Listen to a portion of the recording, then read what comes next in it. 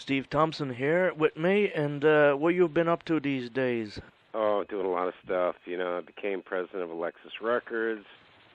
I just finishing up writing 19 songs with my songwriter partner Eric Lapointe up in Montreal. I have a whole bunch of bands coming out. New record with Marty Casey and Tracy Guns from LA Guns, which I'm excited about. This band Reno, that's amazing. And this other band RFO out of Toronto, really hardcore band, really good. And what else I got going on? You got just tons so going much going on. My head is spinning at times. And I had a studio built for me up in Toronto, and just got finished up at Electric Lady Studios in Manhattan. So where do you go to find all these groups? They send you the demos, and they kind of find me, right? Which is a good thing. So basically, you're 100% busy every day. Well, it's a good thing, yeah. I'm still 16 years old. I never grew up, so I'm having fun. That's always been my motto, never to grow up. And I just like the music I'm working on right now. It's been very challenging. Do you have an idea how many albums you've produced up to now? I have no clue. I wish I could tell you. I know I sold probably about 250 million accumulation of every one I've worked on, but I couldn't even begin to tell you. You could probably look at my website, and I have a discography there. It doesn't give me everything, but it gives you a general idea on, probably about a good 60 or 70% of what I've done. And if anybody wants to see my website, it's open to the public. It's stevethompsonproducer.com. So basically, there's an incomplete list. You don't have the list of everything. Hard to keep track of.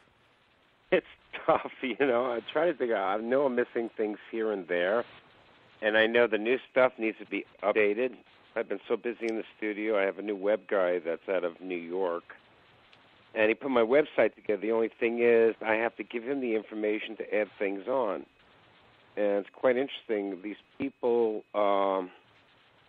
put together a documentary on me, which I felt very flattering, and I really liked the way it came out. We're going to get some movie people to, really take it to that next level. It's very interesting. It basically goes on to the certain artists I worked with throughout my career, and it's actually a good movie. It's a good look, and I'd be the last to say because I hate stuff about me, but it's not really about me. It's about really the artists I work with and the songs I work with. What's this movie called? Well, it's not really a movie. It became a Steve Thompson documentary. Just my trials and tribulations of my studio life and artists I work with. So, one of my business partners, who's owner of Lexus Records, he also owns a movie company and tons of other things. They just did the new Halle Berry movie. Took a look at this documentary. I was just going to throw it up on my website. Says, hey, let's make a movie out of this. I said, sure. So we're just getting all the information, certain artists, we want to, we're showing videos of certain songs, from Guns N' Roses, Soundgarden to Korn to Whitney to everybody, And we're putting that together with a story between each one and where it doesn't get boring, because I get bored quick. It's like one of the few ones I really like. I don't know if you ever saw the Tom Dowd one. I thought that was pretty cool. I don't know if you're familiar. You familiar with that? No, I'm not familiar with that. Tom Dowd worked with anybody from Aretha Franklin, all the Atlantic stuff. He worked with the Allman Brothers. I mean, this guy was a genius in his day, and if you have a chance, look it up. It's really interesting to watch. Who's one of your producers that you look up to, that you've learned from? That's interesting, because there's a lot of good ones out there. Obviously, I can go the classics, Quincy Jones. Good question. I like Brian Eno and Daniel Lanois, Butch Vig. It's so, obviously George Martin, but I knew the Beatles had a lot. I think George Martin basically added, I think his biggest contribution was orchestration to the Beatles. And being able, to be creative on, the limited amount of recording equipment they had then to what we have now. I mean, they were working on 4 tracks. And having to bounce everything on 4 tracks, and they were doing things backwards, cutting up tape. I mean, they got maximum out of what you could do with that technology back in the day. I mean, I could imagine if they came out today during the Sgt. Pepper days and had the technology today, what that album would have been like. How did these people become so genius in this recording field with, so limited equipment? Well, the genius was in their minds and being able to make music. A major difference between today and yesterday, it was more about musicianship then. I'm not saying it's not now, but with the technology today, there's a lot of people who don't even know how to play a note that can actually put a song together with the technology that was there. Whereas back in the day, it was all about players. So you're basically working with creative musicians and pulling all that knowledge together.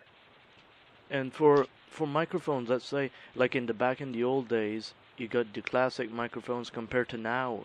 Do you find that if you use a classic microphone, which is rarer to find, it gives a more distinct sound quality, originality? Oh, there's no doubt. I mean, you look at the Telefunken 251s and the old tube microphones. I mean, I love recording vocals on them.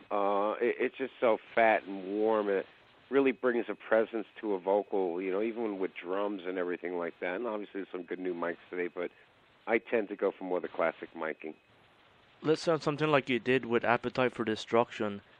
What type of mics would you have used on the amps for there was a bit of everything. Mike Klink did the recording in L.A., and we did the mixing in New York. We did some recording in New York. Probably use RE20s, Telefunkens, 57s on guitar amps, which has always been a standard. The 57s work really good on guitars to this day. And do you use 57s still?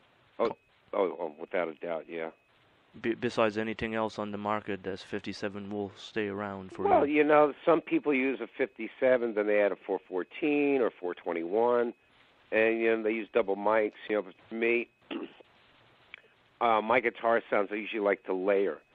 So there's a layering process involved. I might want to go with like a Bogner Uberschall head if I want something really heavy but distinctive, and then through an old Marshall cabinet. I have when I work with Ozzy, I got a Les Paul Custom, that kind of jury rig, which sounds amazing. And then I have pedals, if I want that really oversaturated distortion, I use a color sound. I used to use Muff, which I know Billy Corgan did. What I like to do is, get a fat sound on each guitar and just layer them how I hear them, how much distortion I want to put into them, how much, clean, heavy I want. Obviously with acoustics, I like to mic up acoustics. I don't like to go direct in them. It's a little too sterile. What did you do with Ozzy Osbourne? We worked on the No More Tears album. We actually wrote songs with him, and we actually left in the middle of the project, and then I think Dwayne Barron, is it? I think they picked up the slack from there. It didn't work out. And then you did a lot of stuff for it, though, on No More Tears. Well, we did a lot of pre-production. We co-wrote some songs with Ozzy. It just didn't work out at the time, It was a shame, but I'll tell you, they did a great job. I think No More Tears is such a classic song, and Ozzy is such a Beatlehead, but he rocks. Oh, Ozzy is a genius and still going on strong today. Well, it's interesting. If you look at the history of Black Sabbath, I mean, when they first put that band together, Ozzy was like the odd man out. They didn't really pay much mind to Ozzy. It was all about the guitars and everything. When, it was obviously, back in those days, you had Led Zeppelin 1 coming out, and you had Black Sabbath, King Crimson a little earlier than that, so you have to look and see what the playing field was then. But, later on, everybody saw the worth of Ozzy. It took a little time, I'm sure, but, he was the godfather of heavy. And if you see the old video footages of Ozzy and pictures in Black Sabbath, he's singing with 2 microphones. What's the concept of using 2 mics live sometimes?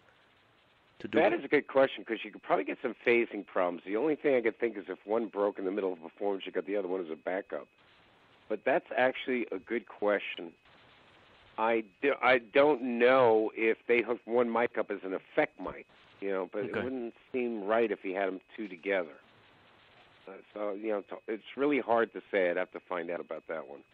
I would say either one, if a mic craps out, they have a backup right there. Again, if you're having 2 mics, I think they taped them together. Is that correct? That would be correct, yeah. If they taped them together, if they had them both on at the same time, I don't know if it's PA systems, but you would get some feedback and phasing. So that is a really good question. I really wish I could tell you the answer on that. With Blues Traveler, with John, we took a unique approach to his harmonica, where we put it through a Marshall amp. We also threw it through a Leslie, and we taped the microphone right up to the mic, to the harmonica, which is kind of cool. Could it be also for that one's going for the recording board and one's going to the live board? Because at that time they'd be playing in mono, I'm sure, on the stage. Are you talking about like early recording? The earlier video footages of these guys singing with two mics. Well, not being in the business at that time, I really couldn't be an authority to say exactly what the intent was in mind, But I'm sure you'll look into it. Yeah, I definitely will.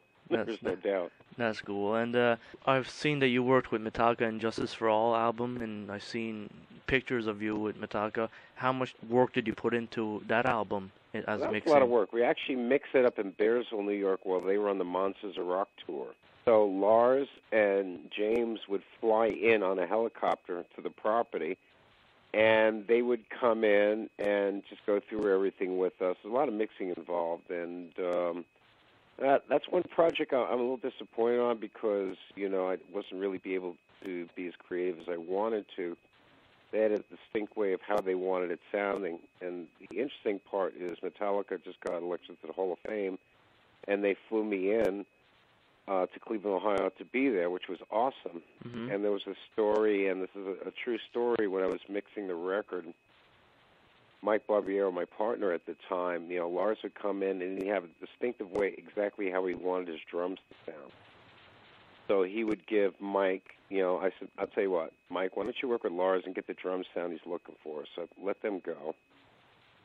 And it was kind of an odd sound. It was very boxy and kind of a weird sound. I wasn't really feeling it. So after he got the drum sound, I kicked Lars out, and I kind of re-EQ'd the whole drum sound, brought the bass out. The bass was such a great bass line. It was such a great marriage between Jason's bass and the Hetfield's rhythm guitars. They really played in unison a lot. And it's really pumping. So I reflavored everything, put the guitars up, put the rest of the mix up and everything like that, and Hetfield was in there with me, and he's got the thumbs up, and everything's rocking. Then Lars comes walking in, and he starts listening to it.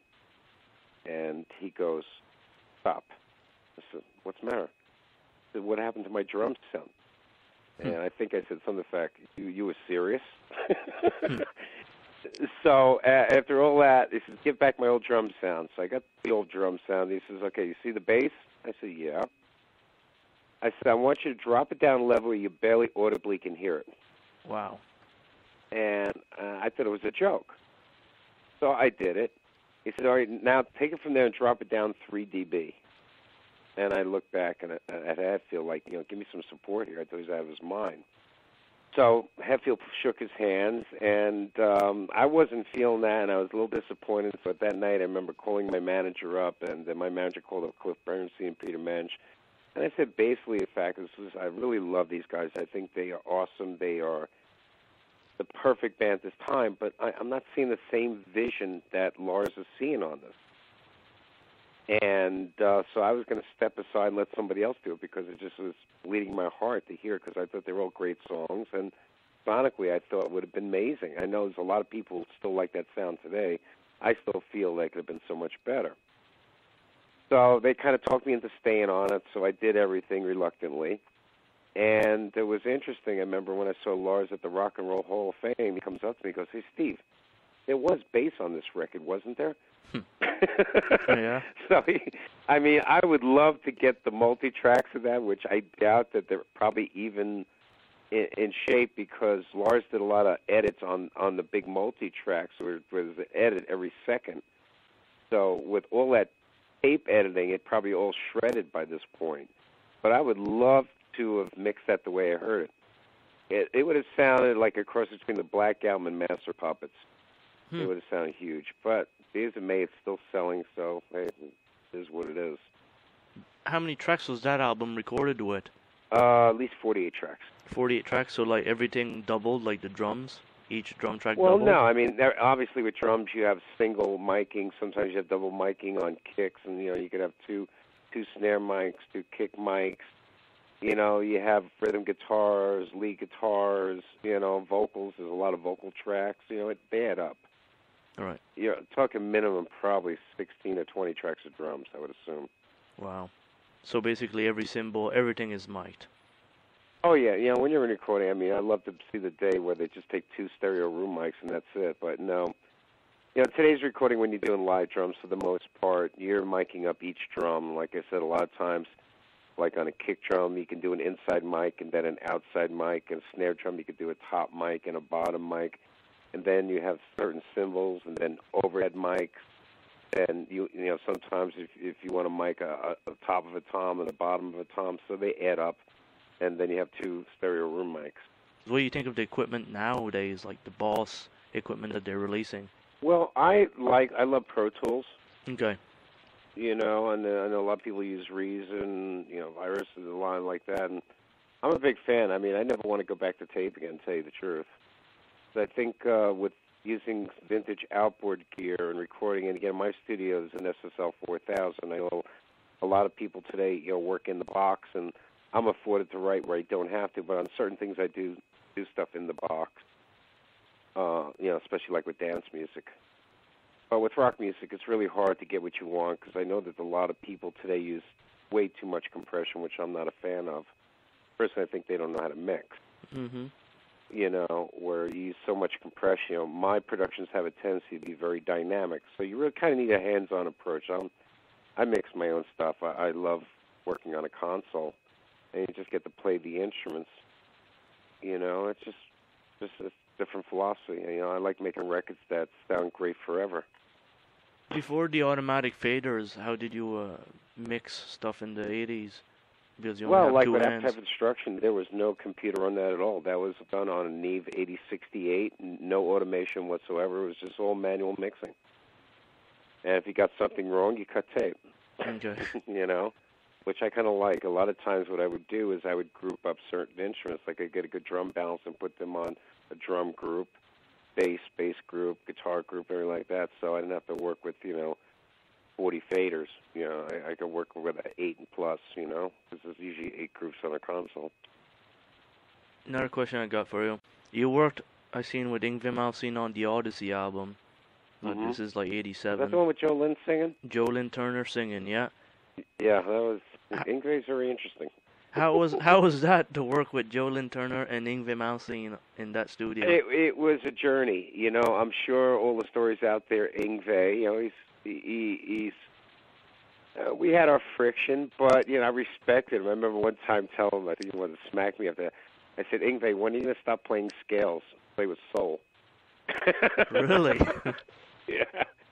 I mean, obviously, Richie Blackmore was his idol and everything like that, you know, and there was a couple of tense times in there because he's a big control freak, because I'm sure there's nothing new here.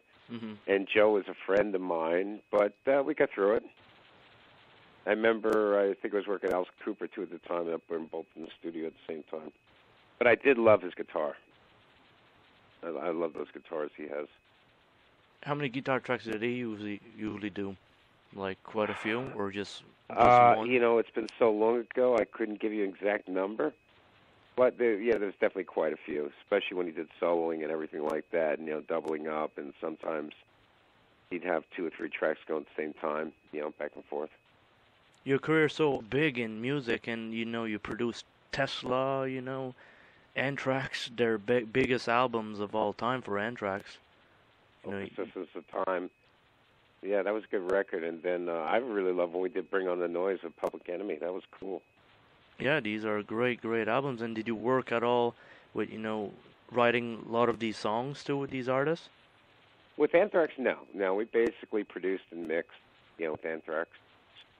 You know, those songs are pretty well written, what was there. I got more into writing. You know, a lot of times I never got credit on writing because it was part of the producer gig. If something sucked, I want to make it good. And I hate writing lyrics, but I get stuck a lot writing lyrics. Mm-hmm. And then, you know, music and everything like that, arranging and manipulating and everything like that. But I enjoy it because, you know, I started my career, I was a guitar player, and I sucked. I'll be the first to admit it.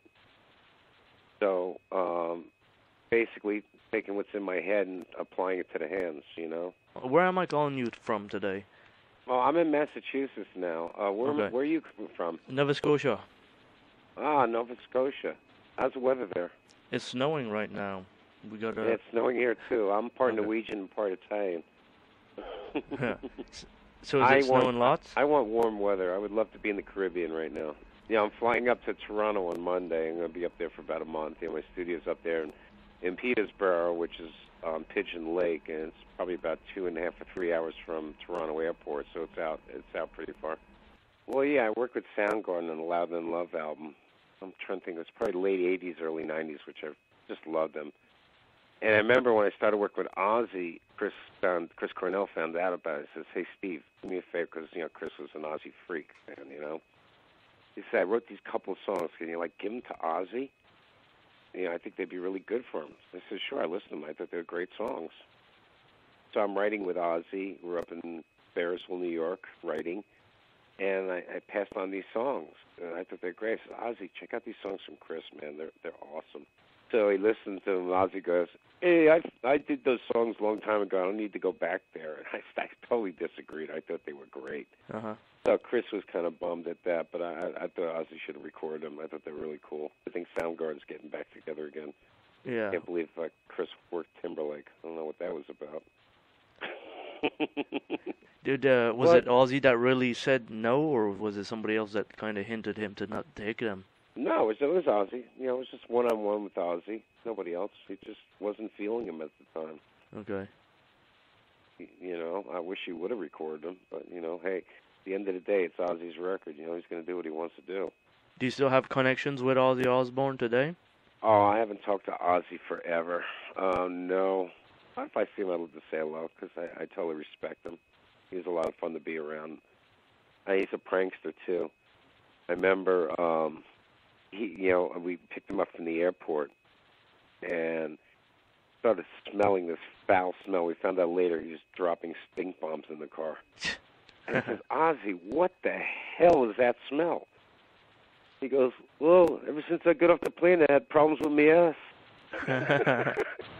So I finally saw it, but Barbiero didn't catch on. So that night, we went to this great restaurant up there, and the place was absolutely packed. And Ozzy's at the bar dropping stink bombs. I mean, everybody left that restaurant. It was absolutely hysterical. Wow. There's so much crazy stories with that guy. Oh, yeah, and also Zach. He was out of his mind. He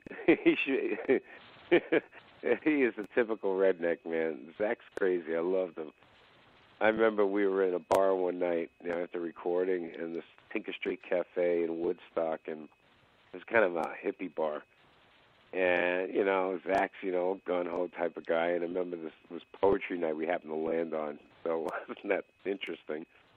And this poet, old hippie guy, goes, you know, starts going through a speech about peace and love and all this stuff, and Zach stands up. He says, "You commie bastard." He was going to go after us. I had to grab Zach in a bear hole and drag him out of the club before he hit someone. Oh, yeah. It's rock and roll, bro. The good old days of rock and roll. Hey. With the Zacks and the Aussies. Rock and roll, too. You got so many stories. I'm sure you're writing a book anytime soon? Yeah, but if I write a book, I'll probably never be able to do music again. No, but I'll tell you one thing, it'll be a hell of a book. Yeah, I'm sure. Maybe make an audio book. Oh, yeah. It's just so many stories. Got to be careful, that's all. Every time you're driving in a car, record your voice and tell your stories. Yeah, well, I kind of remember them all, which is pretty cool. Well, that's good. Awesome stuff. Well, anyway, great talking to you, and say what up to listeners, man. You can check out my website, SteveThompsonProducer.com. Oh, thank you, bro.